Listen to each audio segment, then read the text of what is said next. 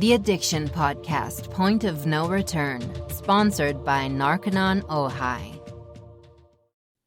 Hello, and welcome to the Addiction Podcast, Point of No Return. My name is Joni Siegel, and I'm the host for this podcast. This podcast is produced by my husband, Steve Siegel. If you have a story that you would like to share on our podcast, please feel free to reach out to us. Our email address is theaddictionpodcast@yahoo.com. Please also remember to subscribe to this podcast wherever you listen to podcasts, and also check us out on YouTube and subscribe to our channel there. We are hoping that we will reach a lot more people who like to go to YouTube and watch videos. Every weekly podcast we post on our YouTube channel. Sometimes they have video, sometimes they don't.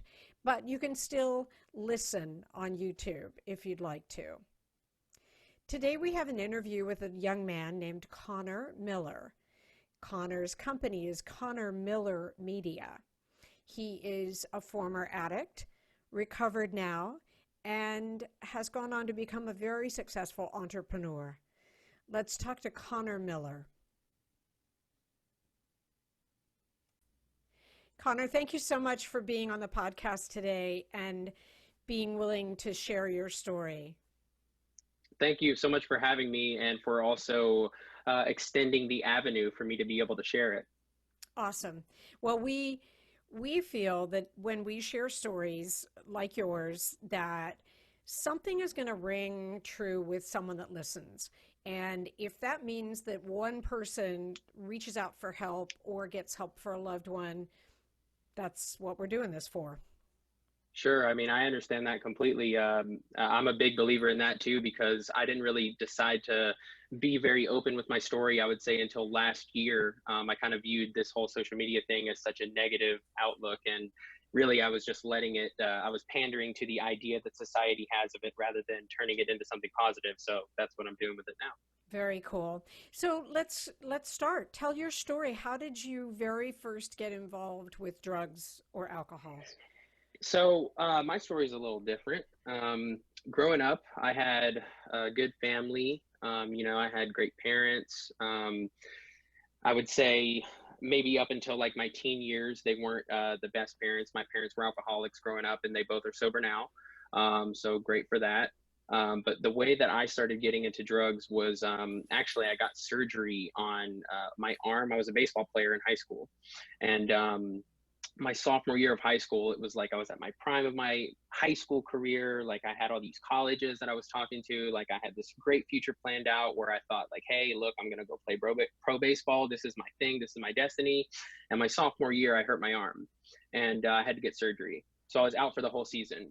And when I first got hurt and got the surgery, of course, they prescribed you painkillers, and I started to take those. And that was a time in my life where I would say I had no sense of self-identity. My whole life, all I ever thought was my destiny is I'm going to play professional baseball. Nothing else matters, period.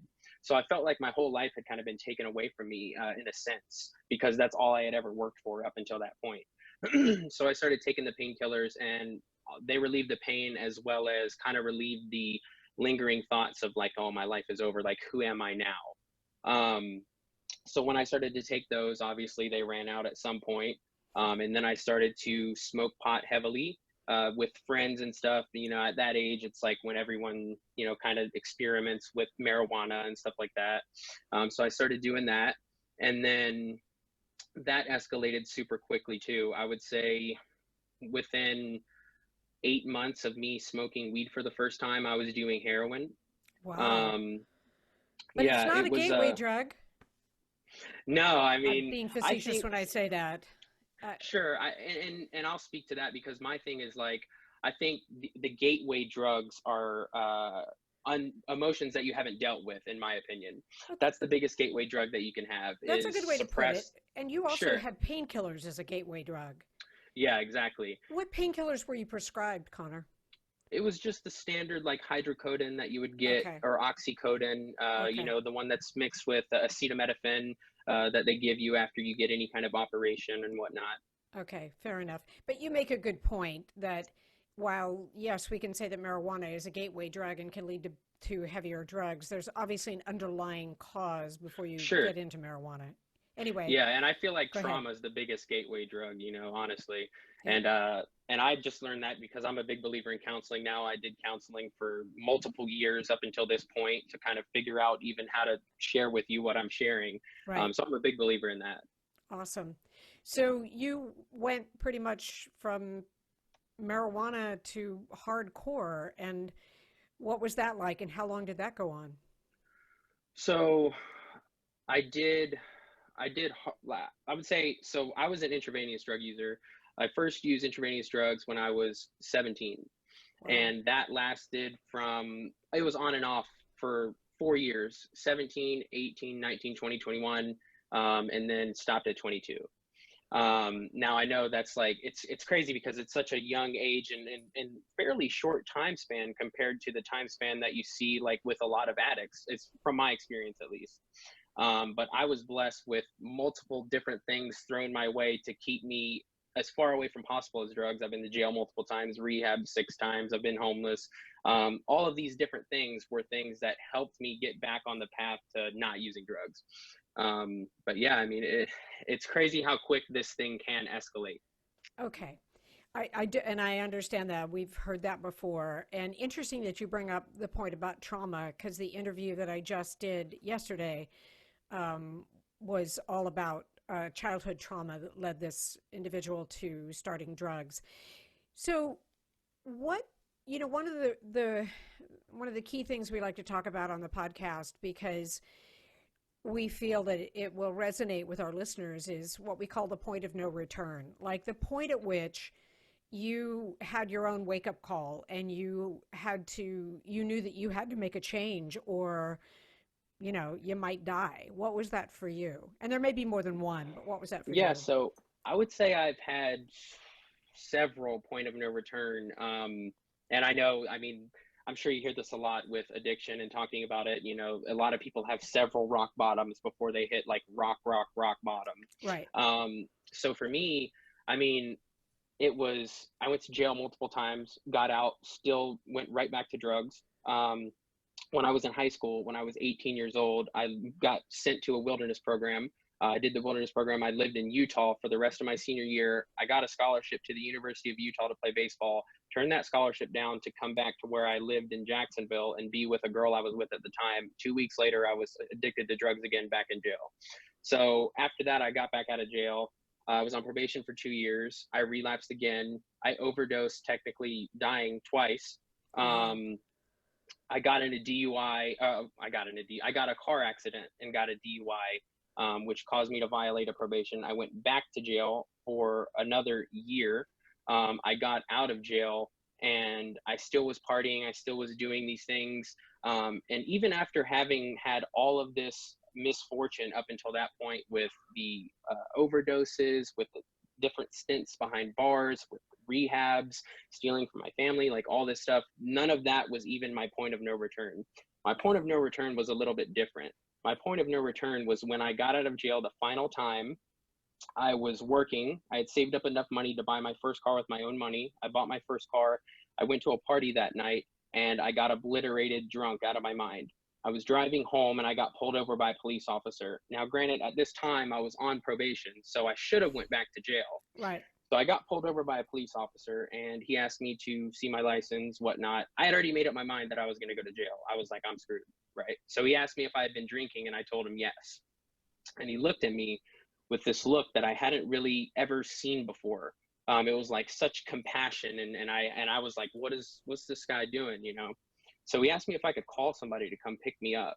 And, it blew my mind. I was like, so my whole life up until this point, anytime I had gotten in trouble, it was always jail. It was always punishment. It was always something, some kind of consequence.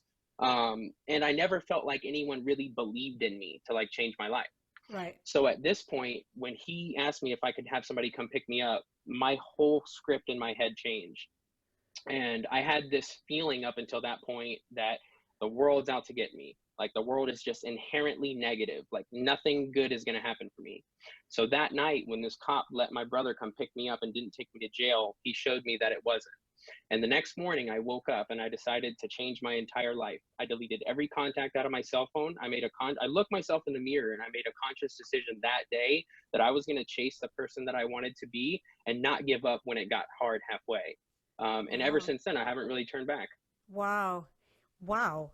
I mean, that's huge, that someone could see that there was goodness there. Do you know what I And mean? And yeah, acknowledge the goodness. 100% get it. And my thing is like, up until that point, I had never really experienced empathy. And I still didn't really know what it was when that happened that day. It was years later that I sat down in an office with my therapist who I was going to, and we went through that whole scenario. And he was like, you know what, man, like you just never had experienced real empathy up until that point.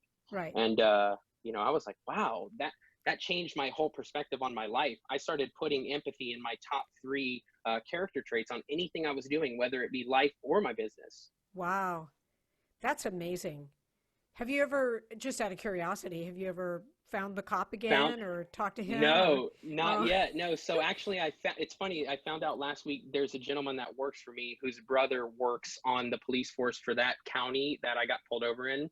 yep. So I started thinking about this, and I was like, man, I would really love to just sit down and tell that guy thank you, and tell him Yeah. how much of an impact such a small thing could have on a person, and just encourage him and let him know, hey, man, what you're doing is working. Yeah. Wow. Because there's so much negativity that you see with law enforcement, and every experience that I've had with law enforcement has been completely because I was being an idiot. Had Right. nothing to do with the law enforcement. Right. So I mean, it would be nice to come from a perspective of somebody who's been through all of this trouble and got arrested and all of this stuff, to be able to say, hey, it was not law enforcement. Right. Right. It's interesting. It's just such a fascinating story that you got that type of response from this guy. He, like I say, he obviously looked at you, and you didn't lie to him. You No, told I mean, him, I had already fully accepted that I was done. and you're going back to jail. Yeah, so Yeah, you're like, 100%. okay, Hmm. and that's fascinating. What a great story. You said you were homeless. When was that in this whole scenario? Yeah, so I know I can skip a beat on the story because there's so many different layers, and Yeah. it's like it happened in such a short period of time You that just kind of it's glossed crazy. over it. You said, "Oh, I was homeless." Sure. Yeah. So when I moved to Utah and I came back from Utah, and I was in jail later on that year, I did a stint in jail. I got out, and it was at that time I was on probation for 3 years. After about 20 months of that probation, I relapsed, and I was actually living in a halfway house while I was using drugs, which is crazy to me because like how could and that's a whole different story. Like in the halfway house system and stuff like that, there's a lot of halfway house system that's doing well, and then you have the other side that's like, hey, just pay your rent and do whatever. And I Revolving was at door, kind of. Yeah. right, and I was at one of those kind of halfway houses, which I only really went because it was a requirement of my probation. Right. So I was still using while I was in the house. And I finally got kicked out of that halfway house. And I went to go live with my mom. And my mom knew that I was back on drugs. So there was one night where she came out and I was sleeping on her couch, and she just tapped me on the foot and she said, you got to go. And, I looked at her like, what are you talking about? And she's like, you got to go. I'm not going to enable you to do this anymore. So I left, and I wasn't allowed at my mom's house. I wasn't allowed at my dad's house. I wasn't allowed anywhere near my family. Granted, rightfully so. I mean, with the decisions I was making, but it was for about 6 months where I either just couch surfed or I lived in my car. Eventually, my car got repossessed, so I was kind of like either living somewhere where I could find a couch or sleeping on the streets or on the beach or anything. Wow. Now, you had said that your parents were both alcoholics. When you ended up getting addicted to drugs, were they still alcoholics or had they gotten clean by then? No, they had gotten sober by then. Okay. Yeah, which Okay. is so ironic though, right? Because, growing up, I was like, I was probably more anti-drug than the DARE program. Like, I Right. was like, I am not touching this ever. I saw it ruin my parents' marriage. I saw it ruin my childhood. Like, I'm not going to do this. And then eventually it was like, I became the exact thing I said I wouldn't. Right. Wow. Okay. So, how long ago was it that this cop gave you a second chance? When was that? This was a little over 4 years ago. Okay. So you're a little over 4 years clean and sober. Hmm. Awesome. Very cool. Yeah, it's a beautiful thing. It's such a blessing. That's awesome.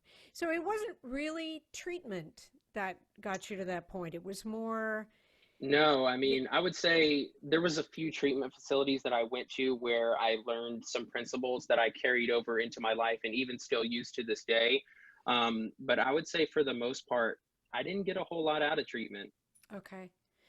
Yeah, some people do. Some people get a lot out of it. The interview I just did, he and his wife she got pregnant and they decided, okay, we're done. We're not going to party anymore. Sure, So it's different for different people. And that's why I like telling stories like yours because it's going to resonate with someone. Do you know what I sure. mean? I get it. And then did you end up going to college or what did you do after So this? I went to college for a little bit and I ended up dropping out.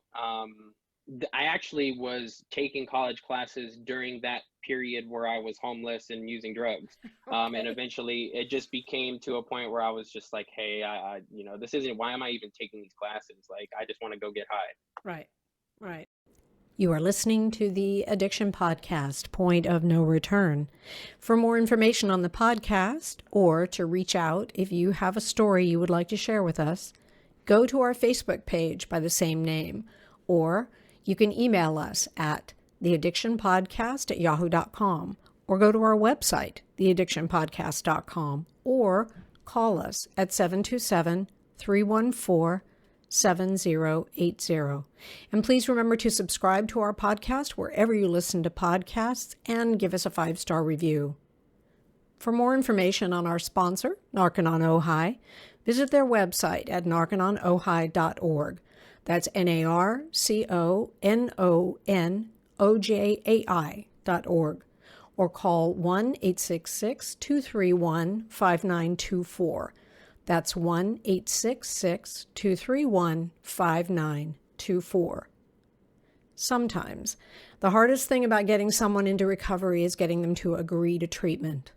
Bobby Newman, a certified drug counselor with 30 years' experience and an over 85% success rate as an interventionist, has created a series of 12 videos that you can use right now to learn every step to get your loved one to agree to treatment. Call 1-833-918-0008 today and say the word podcast to get a 10% discount. Or go to newmaninterventions.com and type in the word podcast for a 10% discount. This service comes with a free 1-hour consultation with Bobby. So then what happened next? Where did life take you after that?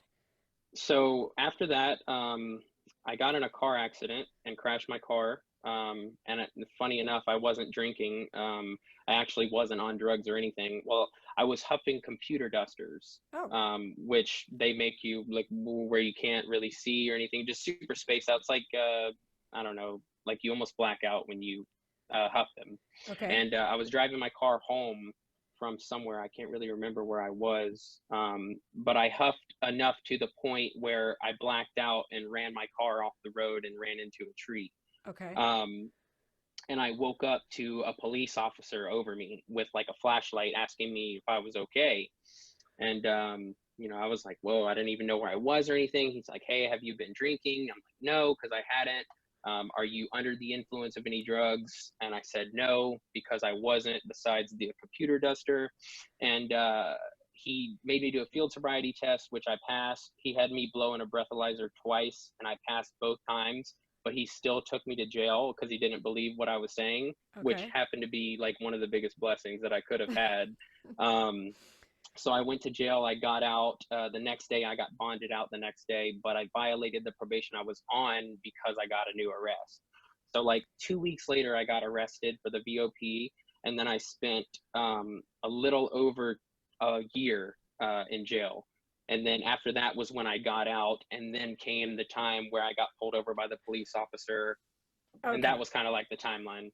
Okay. So, Hmm. okay. So now you've been pulled over by the police officer and you've kind of had your own point of no return, self-awareness moment. What did you do then? Where did you go then? Well, first, like I said, I woke up the next day. I deleted every single contact out of my phone because I knew if it was somebody that I really, really needed, I already knew their number. Right. I mean, a lot of people have like 10 people that they can know. Like I know these people's numbers if I need these people. Right. So that was the first step. And because, one of the biggest thing that they say is people, places, and things. And I've done the meetings and the AA and the NA and all that. So believe it or not, like that's really one of the biggest things. Right. So deleting all those contacts and ridding myself from any type of association with the past life that day was the starting point. The second point was accepting the fact that it was going to be a lot of work and it wasn't going to be easy, because everything that I had done up until that point, I had done halfway in my life. I had gone halfway until the point where it got hard. And then I decided to either one, try to take a shortcut, or two, give up and try something else. So at this point, I decided I'm not going to give up when it's hard. I'm not going to take a shortcut. I'm going to do everything that I have to do the right way. I'm going to make the next right decision every single day. And at that point, I was working for my dad. My dad gave me the job. And I just ended up excelling more than I'm sure anyone thought I would have at the job. Got to a point where I was adding such amount of value where we founded a new company together where 2 years after that is when I started running like everything with the company. Wow. Would it be, without like evaluating, would it be appropriate to say that you approached your sobriety the same way you might have approached addiction, like full on? Yes. And being 100%. And being productive. And I think, but I also believe that's the only way to approach your sobriety, because I feel like a lot of people are doing sobriety on defense when it needs to be on offense. You need to be chasing after the things you want to accomplish rather than fearing and fighting off the things that you think are going to make you fail. Right. I think that's a very good way to look at it, is approaching it as offense. I interviewed a young woman who, when she got sober and she got clean and sober and then had to go to prison, and just approached prison as like full on offense and Sure. taking advantage of every program that she could take advantage of. And then when she was done and she got a job at a high tech company, she approached that, like offense, hit the ground Sure. running and really produce 100%. like you did with your dad. And it's a good mindset, I think, to approach sobriety that Sure. way. And I've never heard it expressed that way, as being on the offense. And I think it's super important.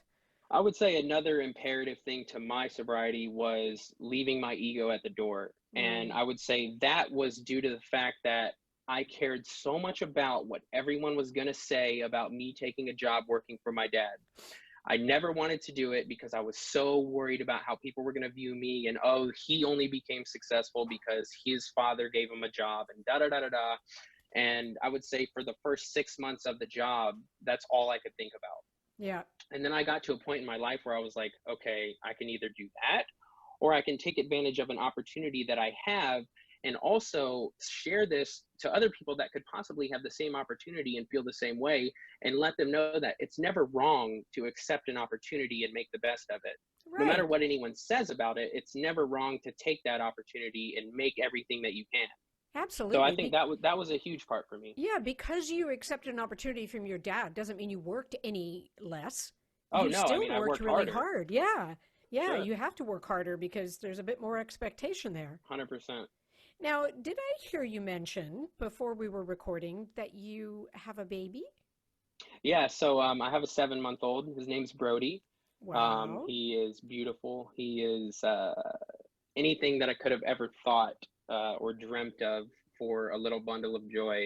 I will say that probably the first 2.5, 3 months of his life was almost harder than getting off heroin. I can understand that. And if anybody listening has children, they're gonna laugh and know where I'm coming from, because yeah, it was rough. It was rough. But I would say it's the most rewarding thing I've done.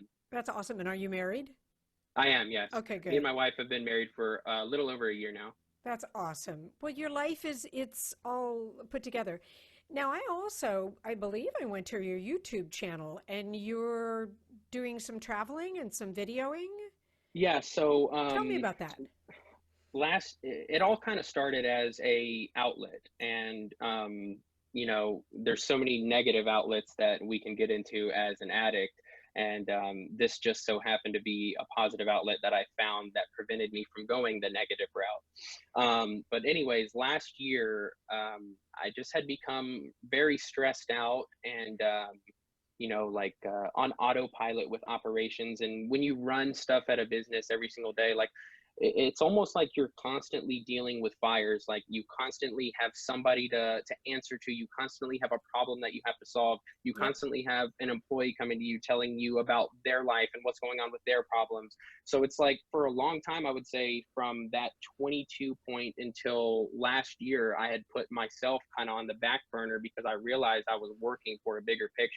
Right. And I got to a point where I was burnt out, super burnt out. And it comes a lot with like my generation with like the hustle culture and like work 24/7 and da da da da da. And like, yeah, I did that. And I, for like 4 years, that's like all I did was work. I worked every Saturday. I didn't take vacation. I didn't do anything besides work for those 4 years. And then I got to a point where it just like smacked me in the face. And I was like, oh my gosh, like I don't even feel like doing anything today. And I didn't really know what to do with that feeling because every day I just felt like I was going through the motions with the same thing. But I tried a few different things. I tried writing. I liked writing. Writing was good, but I got to a point where I felt like it wasn't stimulating enough. Like I wasn't able to turn those thoughts into anything but words on paper, and I wanted more than that. So I picked up a camera and I started taking photos and teaching myself how to make videos. And it's been, I would say, the best thing that's happened to me besides my sobriety and my son. Wow. Yeah, because it allowed me to use the side of my brain that I felt like was just turned off, and my other side was on autopilot with the operation. So it was like this whole new side of me came out with this creative expression. And then I realized that I could use social media to share my story as an avenue of sharing the experience and the hope and mostly just the love, because I feel like there's so much stuff out there on the internet that makes people feel unworthy of love. Yep. And I feel like that's one of the biggest things that I want to share with anything that I share is that no matter what anyone's ever told you, you're not unworthy of love. If you ever hear a voice in your head that's telling you that, it's a voice that somebody manipulated and instilled in your head, and it's not true. That's And right. I felt like that was one of the biggest things I wanted to do with my story was share that love. So that's why I started building the social media part. And then it became like a fun hobby, but it also became something that I could make money from too. So I kind of started a professional portfolio. I have a few friends that I shoot with. I worked with the Jamaican Tourism Board last year. That was super fun. Cool. Made them some videos, some content. And I mean, it just kind of took off really quickly. I'm one of those people where, like you said earlier, I went all in on my sobriety like I did on my addiction. So when I found something I loved like this, I went all in on it as well, and got to a point where like, I would say in 6 months, people are like, dude, you've only been doing this for 6 months. How did you do this? Well, I worked from the office from 7 a.m. to 6 p.m. and then I went home from 7 p.m. to 2 a.m. and learned this. Yep. Yep. That's awesome. I mean, congratulations on that. So you're still working for your dad and you're doing the whole video business. Yep. Wow. Way cool. Okay, so people can find you. What is the name of your YouTube channel? It's just my name, Connor Miller Media. Connor spelled with Connor, and then Okay. Miller Media. That's my YouTube and my Instagram. Any of my other social media stuff is the same, so everything's universal. Okay, perfect. Now, you kind of already did this, but I'm going to ask you again. If you just had one message to give our listeners about what you've learned on your journey, what would it be? I would say the biggest thing that I would let people know is you're worthy of having a happy life. A lot of us, especially as addicts, we've had so much amount of trauma in our past life, and it led us to not wanting to feel certain things, which led us to feeling shameful about ourselves. And we got to a point where we felt we weren't worthy of love. Right. We weren't worthy of actually having a happy life. It's like you said, the point of no return. It's a point where you literally feel like it's too far to go back. You can't do anything to redeem yourself. And I would say the biggest thing that I would want to let people know is that you can. You're worthy of having a happy life. It's interesting that you say that. We had a young man that we had encountered as part of the podcast, and I think he unfortunately got to that point and couldn't couldn't grasp the idea that he was worthy, and so he died of an overdose. So I think that that is a very, very important message for our listeners. Connor, thank you so much for taking the time to talk to us today and telling your story. It's a great story. I know it's going to resonate with people, and just thank you so much for everything that you're doing. Thank you so much for having me. It was an honor. I loved talking to you. I could have this conversation all day. Oh, thank you. That's kind. So you just told me something, a sad story, but tell our listeners and what that meant to you. So last year, I was at a crossroads where I didn't know if I wanted to share my story. I didn't know if I wanted to be open about it. And, I had somebody who was really close to me who actually worked with me very closely. Her son died from an overdose on fentanyl. And that was the time in my life where I flipped the switch in my mind and said, I have a blessing and I have a gift by the story that I have, by the fact that I'm still here to this day. And I would be disrespecting the fact that I'm still here by not sharing that story and by not bestowing hope upon people, by not letting them know that, hey, just because you've done this, this, and this doesn't mean that you can't come back and do something better. So that was really the turning point, and that was when I started to grow my social media. I went from, like, I would say 1,000 followers to 34,000 now, and all I ever talk about is recovery and addiction, and which is great. That was when I started to do interviews, podcasts, stuff like that. The main reason why I'm even having this interview today really is because of that. Wow. So yeah, of course, like, that was, such a negative situation. But it's just also goes to show you that you can take the negative out of anything and make it something greater than just that time and place. That's right. Because you're now willing to tell your story, you've saved a life, at least one. I know that. Sure. Sure. And if you can save just one life from someone not overdosing on fentanyl, there you go.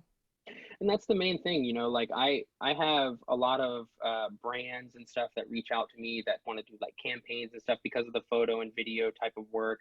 And I would say 90% of the time, it's not somebody that coincides with my morals or my message. So I say no. Right. And that's, I feel like that's huge to be able to get to a point like that where you can say, hey, look, what do I want to be remembered for? What do I want my legacy to be? And not pander to the other side and be able to stick straight on that path. And I feel like one of the reasons I do that to this day is because of that event. Yep. That's awesome. Thank you so much. Thank you. Well, a huge thank you to Connor Miller for sharing his story with us, and so many great messages that I hope you will take to heart. If you have a loved one that is addicted, you can still use that offensive message in terms of approaching recovery and maybe approaching intervention. For some reason, there was a sound glitch at the end of the interview I did with Connor Miller. Fortunately, it didn't affect the interview itself. It just affected my outro. And the point I was trying to make was that if you need help, either for yourself or for a loved one, you need to reach out. You can reach out to our sponsor, Narconon Ojai, and it's a completely anonymous call. They're not going to ask you for your name. They're just there to help. They're there to give you advice or to give you help, or if you decide you want to do the Narconon program, they can help you with that. If the Narconon program is not going to work for you, they can refer you somewhere else. But the point is, you've got to reach out for help. That's the very first step, is reaching out for help. Don't forget to subscribe to the podcast wherever you listen to podcasts, and subscribe to our YouTube channel where you're watching this video right now. We are going for 100 subscribers, so we could use your help on that. And the point is to get the word out and to get more and more people with the message that there is hope and that help is available. Thank you for listening. We'll be back again next week. You have been listening to the Addiction Podcast, Point of No Return, sponsored by Narconon Ojai. For more information on Narconon Ojai, call 866-231-5924 or visit www.narcononohai.org.